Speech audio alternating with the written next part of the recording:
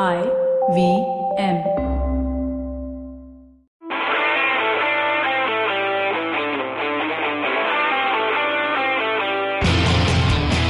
Hello and welcome to Football Twaddle, yet another episode, and finally we have the darshan of the big man, Tanush Baru. Hello. What is up, you guys? I am back. Hello, Yes. bloody bastard. How are you?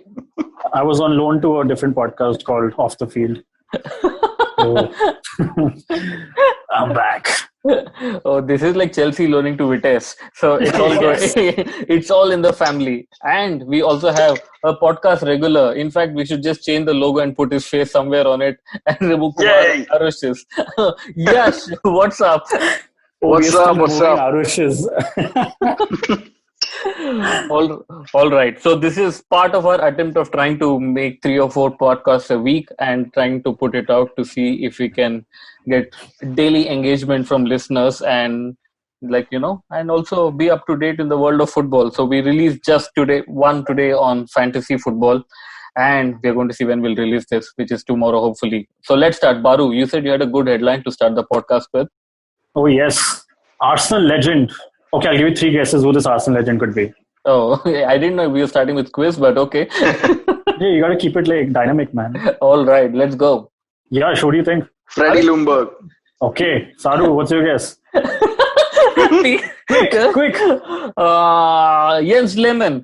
Oh, no, you did not.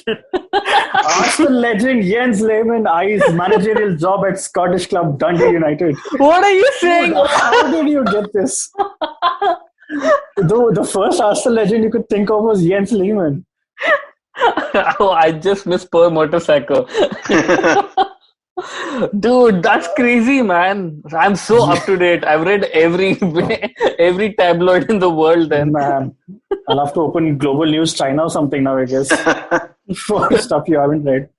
All right. So since Baru, you brought up Arsenal, let's just start with Arsenal. Premier League has started. It's been a week since it started, and Arsenal has not won a point or they scored 1 goal, right?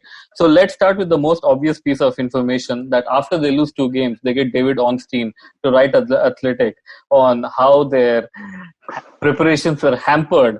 Right for the Man City game, and 3 players were tested positive, but they were in close contact with 2 others, so those 2 others also had to go in quarantine, and that probably just threw them off and put the whole thing but in chaos. the point over here which you missed out on is they tested positive, but it turns out they actually weren't positive. Wait, Whoa. It was a false positive. So the obvious theory that Football Twaddle is going to report on first in the world is that the guy who took the swabs or whatever, swabs was actually a Tottenham fan, and he just told them, the reports are positive. And Arsenal knew that their players had been quarantined and in isolation and had been following all protocols since the past how many weeks.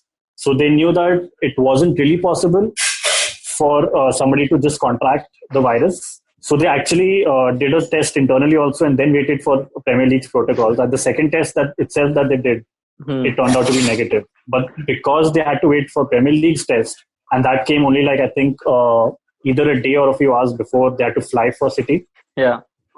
That is when they finally got cleared to train with the team for 2 or 3 hours. Okay. It is also different nowadays because... Wait, hold on. Let me ask the obvious question. Who were these players? I think the guy who looked like he trained the least was David Luiz. So let's just put it on him. He's already taking so much slack. So might as well just load it on him. And second player is probably Guendouzi. Because he shared the hair with Luis, they couldn't maintain 2-meter distance. Yes. The hair just creeped into the safe distance. And third is Neil Maupay. What? He's an Arsenal player all along? All right. So, Yash, the question for you is, why does only such news come out about Arsenal? What's up with that club? And post-mortem help of reporters in trying to justify why they lost game against Brighton. Wow. I mean, I think their PR management is as bad as most of their players have been in the last decade. So David Luiz But at manages least- that also. At least they know that Ornstein is somebody that all Arsenal fans believe, like, blindly. Yeah. So they just had him on speed dial. Yaar, kuch kar de yaar. Anyway, you're writing crap for on a daily basis now. तेरे को और content मिल जाएगा. Yeah. So talking about the first game Arsenal played, Baru, which is against Manchester City. I did the podcast with Jayant for FPL before that, and I think he said a line there. We anyway expect Arsenal to lose, right? So he started off his picks for fantasy football saying that, look, we will anyway, Arsenal will lose, but there is an off chance that Aubameyang may score against Brighton. So let me start that saying that Arsenal fans expected to lose to City. But that first half seemed all right. I mean, not very bad till David Luiz decides to do all David Luiz. Yeah, Luiz and Mari, actually, that was, a lot of people, typical Arsenal fans, now there is something to, hold on to. That, if we had those two, we would have played better. But obviously, we knew the end result was going to be the same. But it's just an excuse that you can, stand on right now. Who can stand on? None of us Arsenal are. Fans. Even the Arsenal fans are not fans. standing on. Well, that is what I'm hearing, right, in the groups and all these forums, where fans are going on about how Mari would have been a difference in the entire game, even though this guy was playing Yeah. just a second game for Arsenal. I don't know. Okay. And there was the whole, at least against City, there was that whole thing about Arsenal flying down to City just 2 hours or 4 hours before the game, as compared to staying there a previous night or a previous day or something. So that is the point I think even Gary Neville had raised. I'm reading it right now. Okay, what's he raise? What did he raise? If you're reading it, read it fully and tell us. Gary Neville slams Arsenal decision to fly down to City 3 hours before the game. Okay, that was simple. Yeah. Yes, two questions. Since you and I love reality TV, even Baru does. But since this is about Arsenal, let's talk about AFTV. Did you see the goal celebration against Brighton? Yeah, dude. I think this is. I really miss football, dude. But that's when I realized that what I was missing You miss in the football. lockdown. You miss football by watching an AFTV. For this sort of hijinks, it's become such an integral part of football that this is something I really miss because, if you looked at most of their videos, they were talking about some other shit. Not just AFT, all the football related video reality TV content people, Video reality TV. unlike us. Oh yeah, we are audio reality Yeah. TV. Oh man, that is so cool. So even I miss, dude. Having said that, when the match started, I think at least the three of us on the podcast and a Right. few of our other friends, we watch matches from time to time. Yeah. That whole communal feeling only has gone away. It's just like you have to sit at your house, watch it, and then comment it. How sad is that? Why can't we just be allowed to go to each other's house in Bombay? It depends on your society, right? You can still possibly do it. All right. So there is a piece at the Telegraph. I think Paul Hayward wrote this saying that Arteta needs to control his players, but also says that Arsenal control most of the game and they should be winning 3 points in such games, right? So The Brighton game, no? yeah, the Brighton Yeah, game. okay. So Of course. I think City loss was a given. Yeah, keep Yeah. up with the podcast at least. I thought this was some delusional, crazy news you're reading out or something. No, dude. Okay. He's Penned a by chief. Ty. Yeah, so why is it that Arsenal doesn't win such games before we get the expert take of Baru, which is, I don't know, man. Why is it that Arsenal don't win such games? Well, if you step back and look at the way football, this is a sort of a far out theory I have that football progressively has become more of a systems game, which is why most of the teams are sort of preferring athletes over players with a lot of individual brilliance. And when it comes to that, when you try to sign too many of these players, you can get into sort of a mediocrity trap. Like when I looked at it, Arsenal team that seemed like a very weak Arsenal team without the people with individual brilliance like Ozil or Pepe. Pepe was the exception rather. I'd say even that kid Martinelli is pretty exciting. So, if you looked at teams from maybe 10 years ago and all, you would have like 5 players who have great individual ability, like your wingers, your central midfielder, maybe your second striker and all.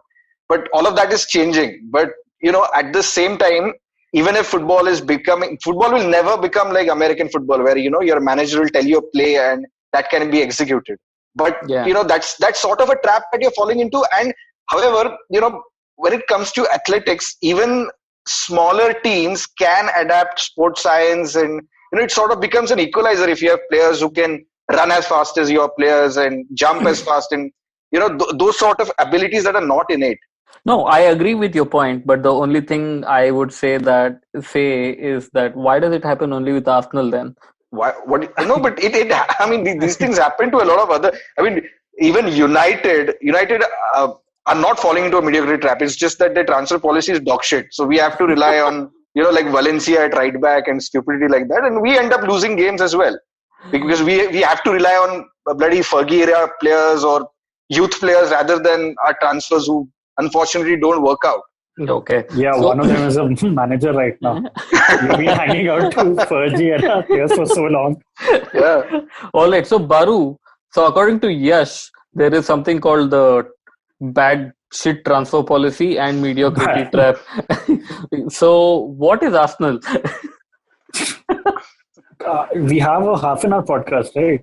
Jaldi, we need to move on. That question is too loaded, man. So concise answer, man. What is Arsenal? Arsenal is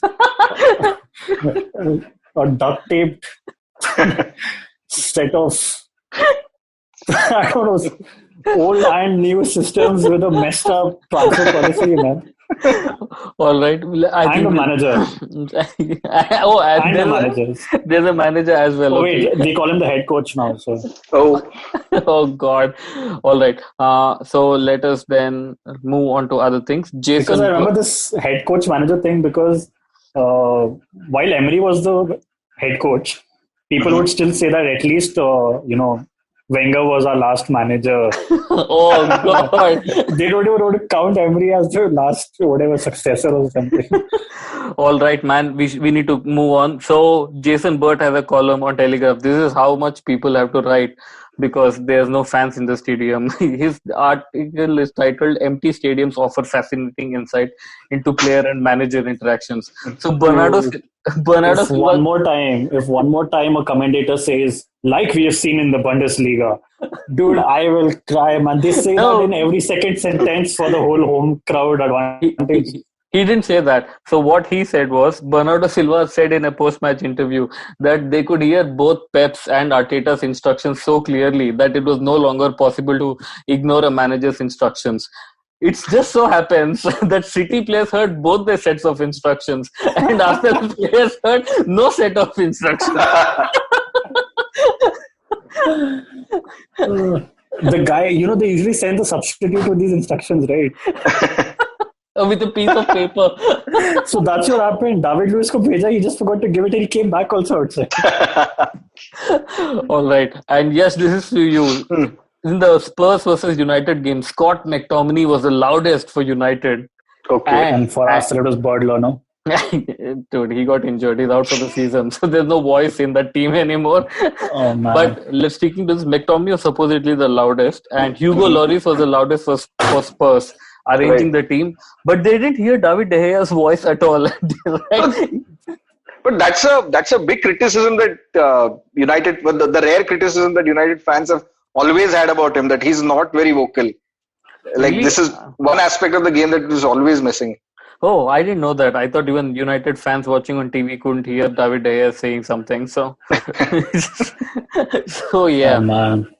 All right, moving on. Let's do this. Who wants to take it first? I think, Yash, why don't you start? Do White Lives Matter at Burnley? No, man. That was so bad. Horrible. Oh, so you're saying White Lives Matter everywhere and not just at Burnley, and that's what you feel bad about? Yeah, that's. I mean, when you put it that way, that's true. Yeah, everywhere except. Oh man, Martinelli got injured. Where? They're not even playing. Yeah, they're not even playing. They're not even playing, and Martinelli got injured. Oh God! All right. So, Baru, what do you think of this White Lives Matter? Where does all such things come from? Ben Mee had to go and post-match. Ben, you lost final. You know what? Let's get back to that later. I am just so embarrassed. with this very white lives matter. Why? Why do people do that? Because obviously he didn't want to talk about the match. But who is spending money on this? There are these GoFundMes for everything nowadays, man. Oh God. No, but I think it has to be some ultra right wing organization. And coincidentally, if you remember, the government of Britain. No, but if you remember, like 2 years ago when Burnley were doing rather well, someone observed that all their players are white. Don't you remember that when they finished seventh and ended up in Europa that season, their first season back, I guess. Yeah. All of their players were white, and a lot of them called the team Brexit FC, and their game was also like from the 90s. And Burnley also, when the next transfer window opened, promptly bought a black player. Okay. Yeah. The Mukhtar Abbas Naqvi of Burnley. Oh God! So who is this black player they bought? Do you have any idea? No, I have no clue. But that was news. That was big news. Oh, Burnley bought a black player. Like they were an all white team, and the all whites. Which team is called the Lily Whites? Tottenham. Leeds. Yeah. Tottenham, no? Tottenham are called the Lily Whites. Probably Tottenham, yeah. Okay. Okay. If you add a La in front of it, it becomes L in front of it becomes Real Madrid. Lily Whites. Lily Whites. And a pharmaceuticals company also while you're at it. Some reporter found a time to chase the company which flew the White Lives Matter thingy, and they asked him, "Why didn't you say no?" He's like, "Arey, our job is to fly. It's not illegal to fly it. We are making money." So, paise mil rahe bhai. So I think there's a petition going on to even Sterling had put a tweet on it, like, just the photo, and even he was getting a lot of hate. People weren't saying that, okay, equality or whatever. The only refrain that everyone had is, what, you've got a problem that white lives matter? What is wrong with you? Wow. It's like, मैंने तो कुछ बोला भी नहीं है यार. I'm just putting it off. Dude, this is ridiculous, man. I mean, but if, I think Jose saw this and said, "Oh, if we lose, we can put such things and deflect." He's like, "Let's do this." This is the new Jose way. He'll have a team full of black people, but he'll have White Lives Matter flying on a stadium. See, as long as everyone understands like what the whole Black Lives movement, stands for, unlike some Premier League players we saw over this weekend, like Sadio Mane, who does not respect this. I don't think he understands.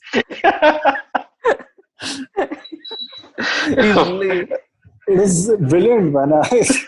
Everyone takes the knee and he runs down the left wing. Did Jurgen Klopp come out with a quote for that? No. I think the only quotable thing that Jurgen Klopp said this week was, "I'm surprised that a team that scored 5 past Burnley is 20 points behind us," or something. Oh, he can say all this now. Sass. Yeah, full on sass when you win the league. All right, we should take a break right now. After the break, let's talk about this Bruno Pogba. What's going on there? And a few other things which happened over the weekend. See you after the break. Hello, everybody. Welcome to another week on the IVM Podcast Network. If you're not following us on social media, please do. We're IVM Podcast on Twitter, Facebook, and Instagram. I'd like to thank our sponsors this week, Paytm Money and Intel. We appreciate their support.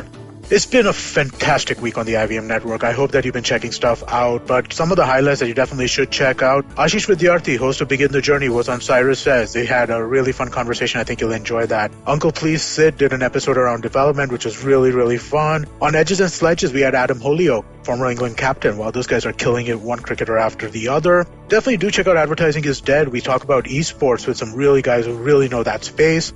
Smile India, absolutely right. These guys are killing it as well. So is Pawan at Pragati. Don't forget the Original Things. Again, one of my favorite shows. You must check that out. It's just been a really fun week, folks. I hope that you enjoy it. And with that, let's get you back to your show. Welcome back to Football Twaddle. The Premier League is back. Lot of matches going on. And yes, Manchester United do well to get the 1-1 draw. When I say do well, they did well and still got a 1-1 draw. Yeah. But the thing we need to talk about is Bruno Fernandes the top dog at Man United right now? More than ahead of Pogba also? I mean, I would not say so. They're they're different personalities, and I hope they're complementing each other well. Because Pogba totally seems like the guy who'll be the cool guy who'll lead by example, and Bruno from day one has been the guy who's shouting instructions and stuff. So, good that you mentioned that point. You said Pogba is a cool guy who will lead by example. So, before the league started, the Daily Mirror carried a very important article which said that Bruno Fernandes took Pogba aside and he told him, dude, we need to have some cool goal celebrations. We need to work on some cool goal celebrations. Right? So then Bruno Fernandes also needed some sass. He went to Paul Pogba. But I don't know, what does that make it? Who's still the leader in this? Is Bruno because he took the initiative, or is it Pogba because he has the cool? I think it has to be Pogba because he has the goods. He has the goods. Yeah. What? I mean, goods of coolness. Okay. All right. So while the matches have started and bullshit punditry has also started, right? So Jamie Redknapp goes on to say Marcus Rashford will end up getting frustrated with Bruno Fernandes. That's according to Jamie Redknapp, obviously, who reckons United's Portuguese midfielder will always look to shoot instead of pass to final third. And so Jamie Redknapp is already predicting Rashford is going to get frustrated with Bruno and probably will leave the club. Wow, that's that's a stretch. I know, will leave the club probably is my addition, but if he gets frustrated, what will he do? He has to leave, right? Yeah, that's true, but I doubt that will happen. What do you make of such? He hasn't come across as a entirely selfish player. I mean, he likes to shoot from distance from time to time, but he passes the ball pretty well. He's taken the penalty duties also away from Rashford. Goal kahan se marega? He shoots. He scores penalties. What's left of Rashford? You still need, I mean, in that case, maybe the entire defense can just mark Bruno. No? I don't know, man. Okay. Baru, do you like Bruno or you couldn't care? No. I'm waiting this week. I'm waiting for Onstein's article 7 years later. Bruno first gave a trial at Arsenal. Oh, man. Arteta rejected him before Solskjaer hired him. Something like that. Arteta, man. Just stick to Wenger, man. Dude, somebody had come out with a Wenger rejected 11, right? Wenger rejected 11. Oh. Yeah, like with Zlatan and Messi and whatever. He rejected Messi. I don't know. Ronaldo. It was a very, Ronaldo. It was a very hazy selection criteria. Like Wenger spoke to Messi, so let's just add Messi's name in that. All right. So there's one more thing. Which one of you saw Roy Keane's meltdown? Halftime meltdown. Man. I think Yash saw it. He said, "Oh no." Obviously, I honestly think that Roy Keane knows what sells, and he's being that caricature of himself, like the hard man Roy Keane. But why, dude? Why? I mean, it was a horrible mistake for sure. But I mean, there is again reality TV coming there, right? I mean, he had Patrice Evra also saying, "Yeah, I'll go pick them up in a cab and all that." It's all good fun. Yeah, but I think now I wouldn't say like can of worms, but like one worm that has come out is I think Darren Bent or somebody talking about how he did that in the locker room also. For 2 hours, he was just yelling at his players and everyone just freaked out. Roy Keane, as a manager, you mean? Yeah. I mean, it's really apparent why Roy Keane was such a huge success as a manager now. Yeah, but that's okay. I don't think he needs to be that upset while he's doing panditri, though. I mean, as a manager, maybe you're too emotionally involved. Oh. I think they're all from the Gordon Ramsay School of Reality Television here. Yeah. Oh, I thought you were going to say from the Lydia School of Reality Television. Okay, this is what the headline says. Darren Bent is, quotes, still traumatized by Roy Keane's 2-hour dressing room rant. He's still traumatized. Wasn't Darren Bent like really in the tabloids this week? He said he was disappointed with the White Lives. He found it strange that it should be over Burnley because they don't, again, as Yash said, don't have a black guy in their squad. Yo, they got the whitest of them all. Ben Mee to apologize. Okay, few other things. Dwight McNeil actually came and said, "Hey, hello, my dad is black."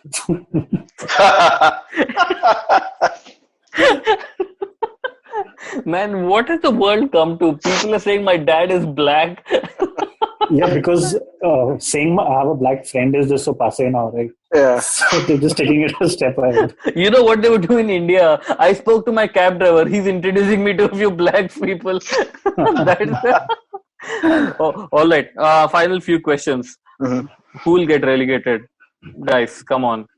We know the answers now. We should know the answers. We are a budding, thriving, thoughtful podcast. We should know such answers. Right. It's a Norwich. Yash is googling bottom three में पहले कौन है before I say the names. Norwich, I'd say. I mean, that is one. You need to predict the other two. Norwich, Aston Villa, and West Ham.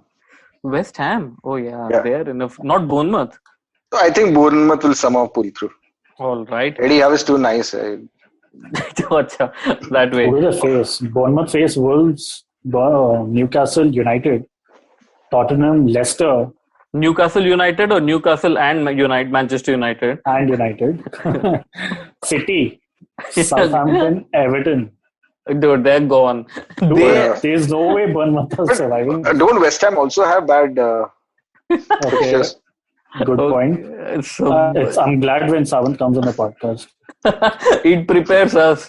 Yeah, so West Ham are facing Tottenham, Chelsea, Newcastle, Burnley, Norwich, Watford, United, Manchester United, not Watford, United, and Aston Villa. So I think West Ham So- are going No, but West Ham are facing like all the three direct rivals for relegation. So, And some of the other teams have nothing to play for. They might just come away with draws and stuff as well.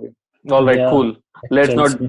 not dwell on this fast. We need to move on. Baru, will City get suspended from Europe for at least a year? The line in that article said that both parties were happy with the judgment. So What? I don't think so.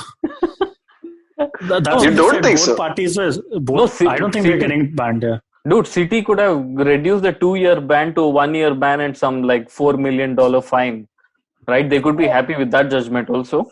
Point, but I think they pull through. They won't get banned. Wow. I will cut this piece separate and play it every day. But honestly speaking, UEFA don't want a major team out of their competition. No? Exactly. They're fine with like placing bans on smaller teams like Chelsea. But I don't understand. If a major team, if City goes out, it's most likely going to be Manchester United. So they're getting a bigger team, right? No, but then they have the big team playing their other competition. Dude, no one watches that. Even United fans. Dude, yeah, I think Europa works only because United and Arsenal play in Europa. Like all the millions of fans from all over the world watching that competition. Probably they've just swapped it. They said, City, you play Europa League next year. No, if it's a ban, then it's a ban, right? Yeah, they can't do that. Like, acha, tu chota khel le. Otherwise, they'll just revive the UEFA Intertoto League or something just to get City to play. Intertoto, sorry. Okay, fine. Anyway, so let's see. According to Baru, they don't get banned, so that's it. And yes, the last question to you. Chelsea bought Ziyech, Timo Werner.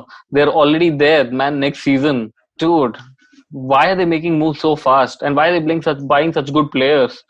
Because, I mean, they need to next season, man. I mean, if two teams, if they didn't make these transfers and if two teams got their game on, then they might have missed out on the top four. I still think Chelsea will not challenge for the title. Next season, they'll finish like a comfortable third or something.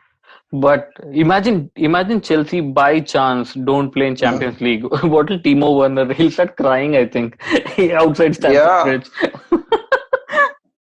That's true. I mean, I think it's a step up for him for sure. Yeah, that's true. Guys, the final question of the podcast. Is Timo Werner worth half the money he's been bought for? How much is it? Like 50? Yeah, whatever is the number, just assume half. Yeah, since you're asking non-Chelsea fans, then yeah, definitely. He's worth at least half. Yeah, totally worth half. What about you? Is he worth double? Dude, no, my base is only half. If he's worth half, at least we've recouped half the money. So other half baad mein gaya. Oh, I love this accounting, dude. Oh, wow. I hope. Granit Xhaka is back in training. Okay, hopefully that changes Arsenal's fortunes and Baru can see them win.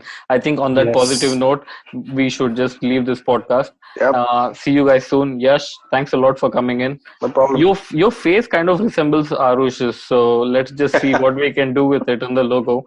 You have to squint a bit. Dude. चश्मा नहीं पहनता क्या आरुष? वो हम तेरे को पहना देंगे. Yeah, and put a mask on. Yash. पहले छोटा photo and उसके ऊपर mask पहना दे Baru. And Baru, as always, pleasure talking to you, man. Yeah, the pleasure is all mine. Off the field is done for the season, so hopefully see you week in, week out. Oh man. Dude, you can't feel shit about it. That's just sad. All right, and all of you follow us at @FootyTwaddle on Twitter, Instagram, and Facebook is Football Twaddle, or you can follow @Baru Krisi on Twitter, or G Sarvagna, or Mr. Savs, whatever. We'll put it on the show notes. You can follow any of us. That's a long handle. Exactly. All right, guys. Take care. Bye-bye. Bye.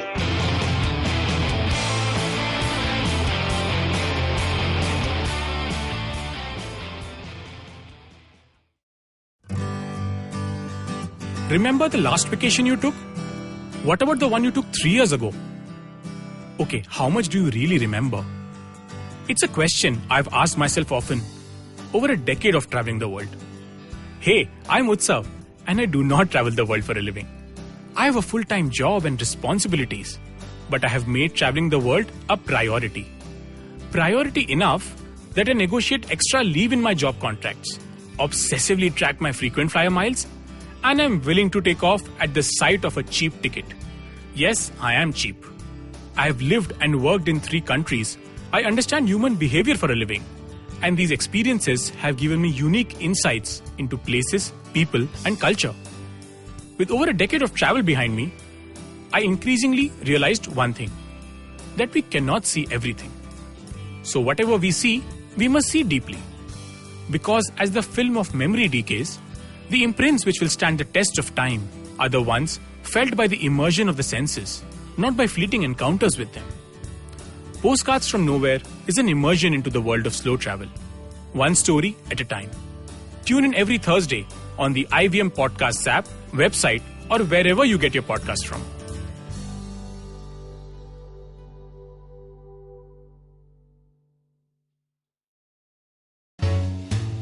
Hi, I'm Satyajit. Hi, I'm Racheta.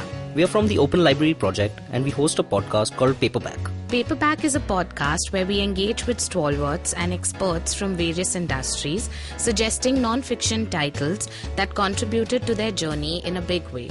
We've had guests like Anjali Raina, Dr. Marcus Rani, Dr. Swati Lodha, Ambi Parmeswaran, Apurva Damani, and many more on our show Paperback. Find new episodes every Wednesday on IVM Podcast app, website, or wherever you listen to podcasts.